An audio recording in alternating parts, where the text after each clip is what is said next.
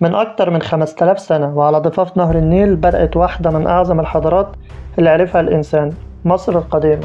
حوالي سنة 3100 قبل الميلاد الملك مينا وحد الشمال والجنوب، واتولدت معاه أول دولة مركزية قوية في التاريخ كله.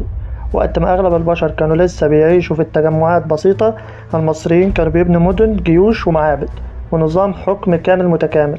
الأهرامات هنا مش مجرد مباني، دي رسائل من الماضي بتقول إن مصر كانت متقدمة بشكل صدم العالم كله. إمبراطوريات عظيمة اختفت والرومان سقطوا، المغول انتهوا، لكن مصر فضلت موجودة عبر آلاف السنين. وزي كتير دخلوا مصر لكن محدش قدر يمحي هويتها. كل إمبراطورية مرت من هنا سابت أثر ليها، لكن مصر فضلت مصر وفضلت موجودة وثابتة.